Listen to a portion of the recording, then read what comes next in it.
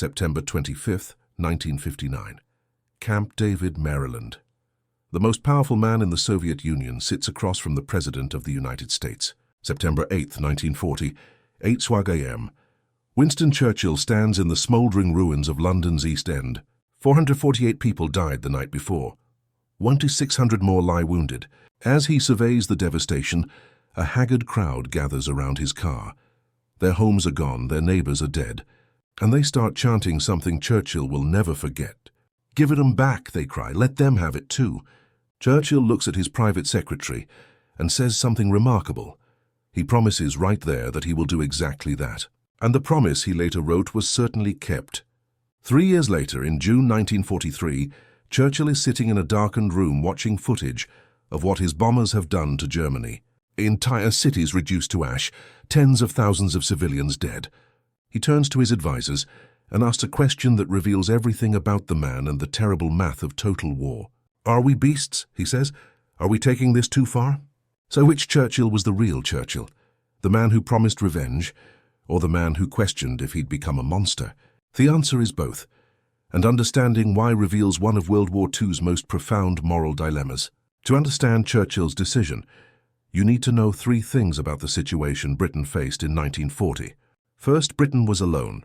France had fallen in June. The Soviet Union wouldn't be invaded until 1941. America wouldn't join the war until December 1941. For a year and a half, Britain stood as the only democratic nation actively fighting Nazi Germany. Second, Germany had started bombing British cities first. On May 13, 1940, the Luftwaffe bombed Rotterdam, killing more than 800 civilians. On August 24, 1940, German bombs accidentally fell on central London. By September 7th, Hitler had ordered deliberate raids on London and the Blitz began. 57 consecutive nights of bombing. Over 40,000 British civilians would die before it ended in May 1941. Third, and this is crucial, Britain had virtually no way to fight back on land. There would be no invasion of Europe until D-Day in 1944. No massive tank battles, no infantry advances. The Royal Air Force's bombers were, in Churchill's own words written to his advisors in June 1940, the only means of victory Britain possessed. This wasn't rhetoric, it was strategic reality. For more than 2 years, British bombers were the only offensive weapon Churchill had that could actually reach Germany and hurt Hitler's war machine. Or at least, that's what everyone believed at the time. Winston Churchill was 65 years old when he became Prime Minister on May 10, 1940. He'd been waiting his entire life for this moment, and by his own admission in his war memoirs, he was thrilled. While the world was going to hell, Churchill wrote that he felt as if I were walking with destiny, and that all my past life had been but a preparation for this hour. This wasn't the reaction of a normal person, and Churchill was anything but normal. He was a contradiction wrapped in a cigar. So a man who'd seen combat in 4 continents, who'd written 43 books, who drank champagne with breakfast and took a 2-hour bath every day while dictating letters to terrified secretaries. But here's what's crucial to understand about Churchill and bombing. He wasn't some bloodthirsty warmonger. In World War I, when he was Minister of Munitions, he'd watched German Zeppelins bomb London, killing 800 civilians, and even then he'd written something remarkably prescient in 1917. "It is improbable," he wrote, "that any terrorization of the civil population which could be achieved by air attack would compel surrender.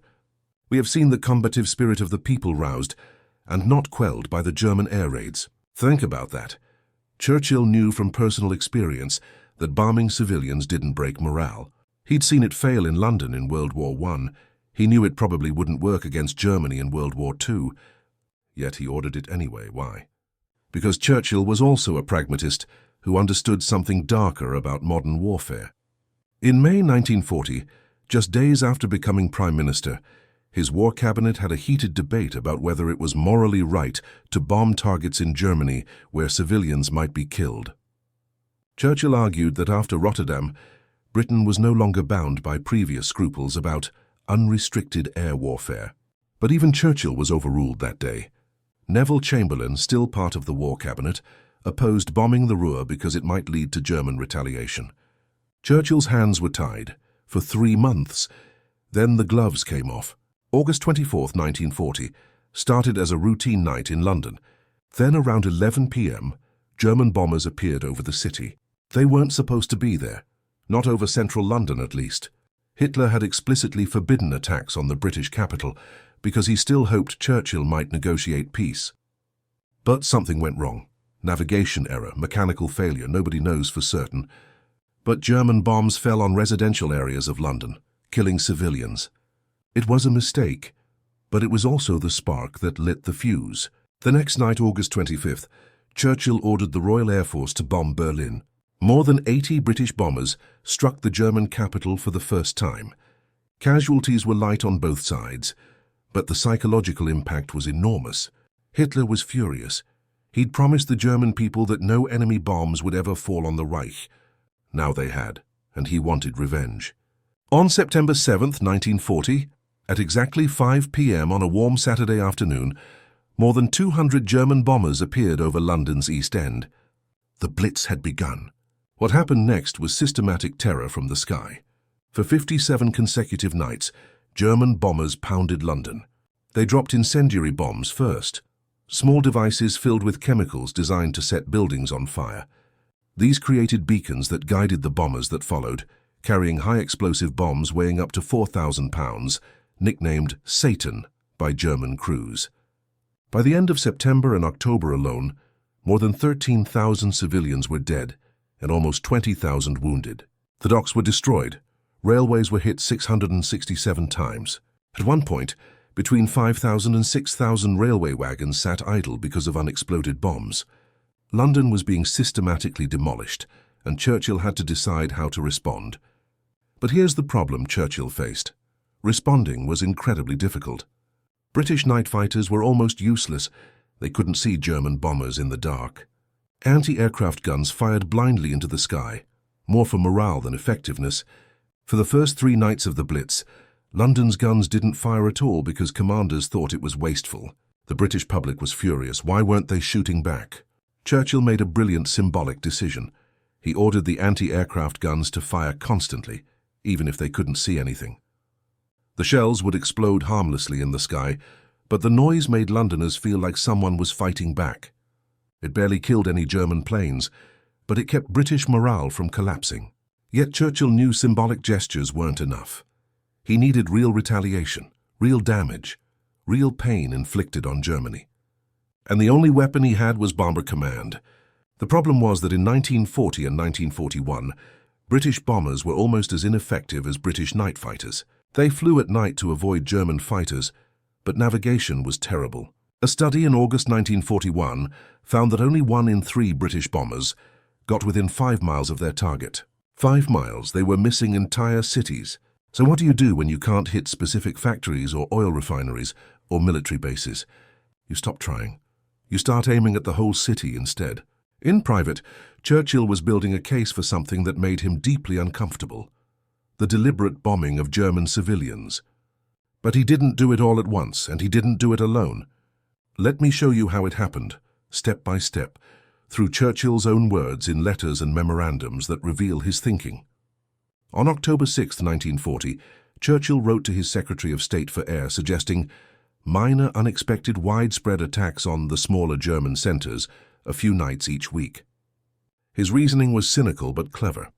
You must remember, he wrote, that these people are never told the truth, and that wherever the Air Force has not been, they are probably told that the German defenses are impregnable. He wanted to shatter that illusion, make Germans everywhere feel unsafe. But notice something. Churchill isn't talking about killing civilians yet.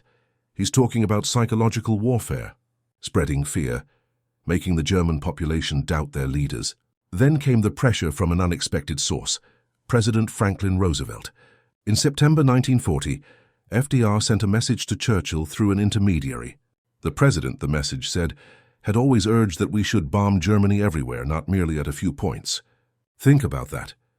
The president of a neutral nation was encouraging Britain to escalate its bombing campaign. Roosevelt understood something that Churchill was slowly coming to accept. In total war, there might not be a clear line between military and civilian targets. By June 1941, when Germany invaded the Soviet Union, Churchill faced a new problem: Stalin was screaming for a second front. The Soviets were being torn apart on the Eastern Front, losing hundreds of thousands of men every month. Stalin demanded that Britain and America invade Europe immediately to draw German forces away from Russia. But Churchill knew an invasion wasn't possible yet. They didn't have the men, the equipment, or the experience. So what could he offer Stalin instead? Bombing. In August 1942, Churchill met Stalin in Moscow and told him about the bombing campaign.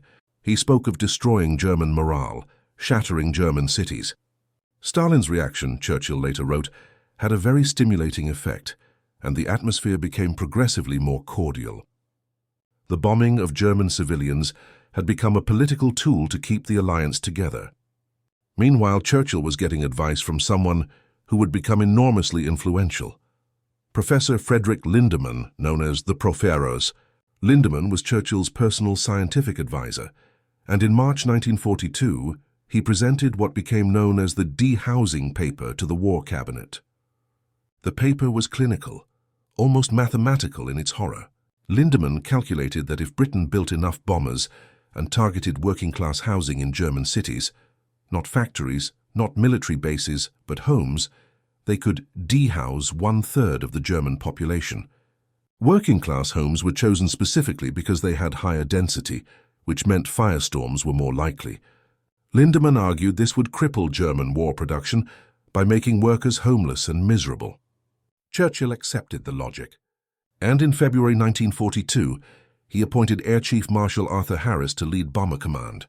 Harris was a true believer in area bombing. He thought that if you dropped enough bombs on enough cities, you could break a nation's will to fight without ever invading. He called his strategy dehousing. Germans called it terror bombing. Harris believed that the aim of the combined bomber offensive should be unambiguously stated: the destruction of German cities, the killing of German workers, and the disruption of civilized life throughout Germany. These weren't Harris's private thoughts. This was official policy. But here's where Churchill's complexity shows through. He supported the policy, but he was skeptical of the promises. On January 13, 1942, Churchill told his defense committee he was skeptical of these cut-and-dried calculations, which showed infallibly how the war could be won by bombing alone. He knew it probably wouldn't work as advertised. He knew civilians would die. He knew it was morally questionable. And he ordered it anyway. In July 1941, in a speech at London's County Hall, Churchill publicly defended bombing German cities. If tonight the people of London were asked to cast their vote whether a convention should be entered into to stop the bombing of all cities, he declared, the people of London with one voice would say to Hitler, "You have committed every crime under the sun. You do your worst, and we will do our best." It was a promise, and it was permission. Permission for what came next. December 16, 1940. Mannheim, Germany. Operation Abigail Rachel. This was one of the first deliberate revenge bombings ordered by Churchill, internally declared as reprisal for Coventry and Southampton. The British had been waiting since summer for the opportunity to experiment with a raid aimed at creating maximum destruction in a German city. Most of the bombs missed the city centre, but it didn't matter. The precedent was set. Churchill had ordered the raid on condition it receive no publicity and be considered an experiment. It worked.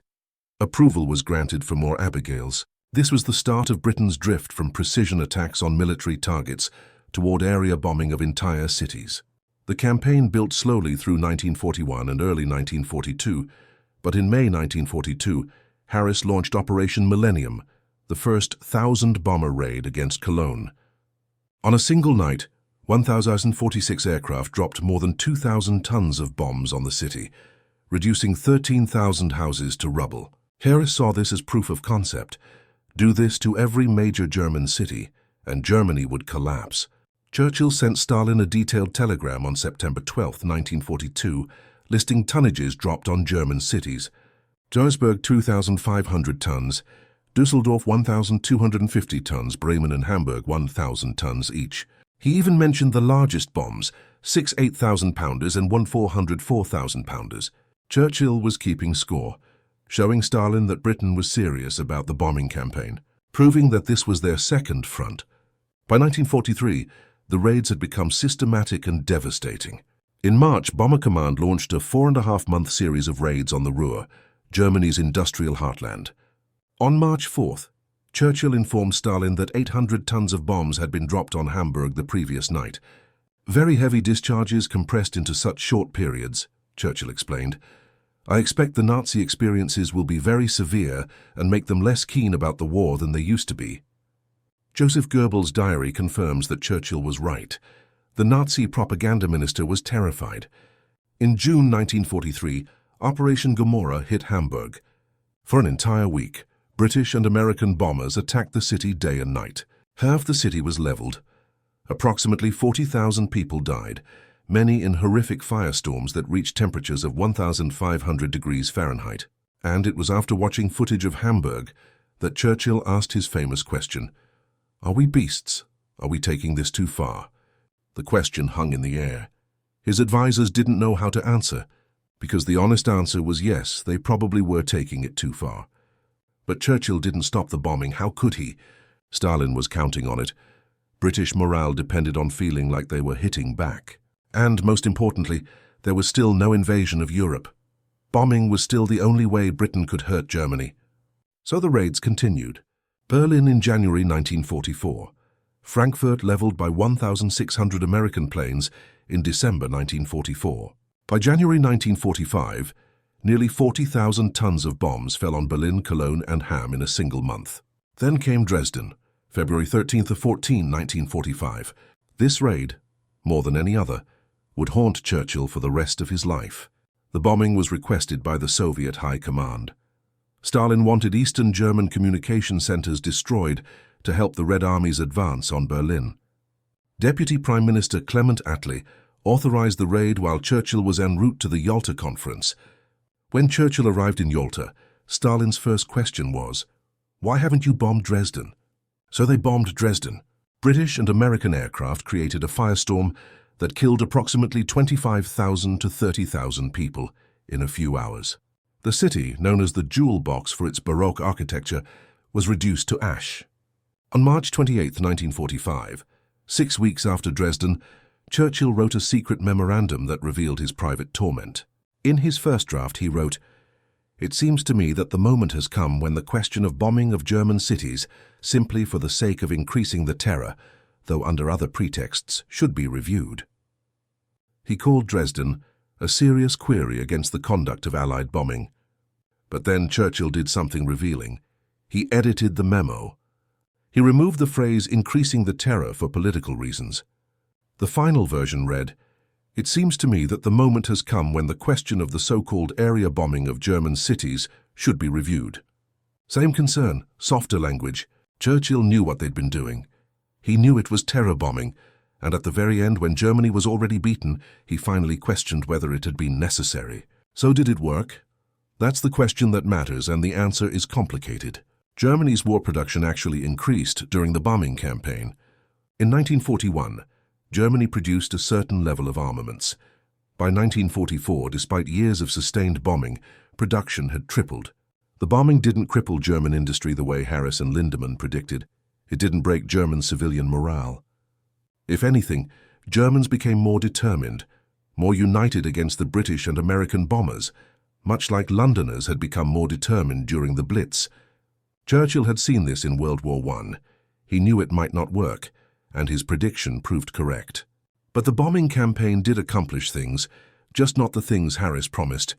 It forced Germany to divert massive resources to air defense.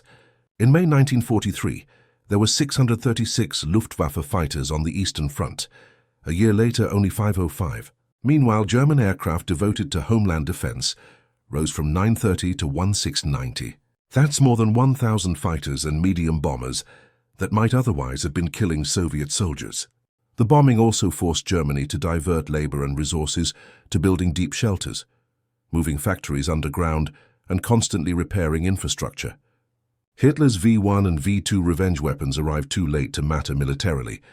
According to Eisenhower, if the V-1s had been deployed 6 months earlier, the Normandy invasion would have been impossible. The human cost was staggering on both sides. By the war's end, RAF Bomber Command had dropped nearly 1 million tons of bombs over Germany in 390,000 operations.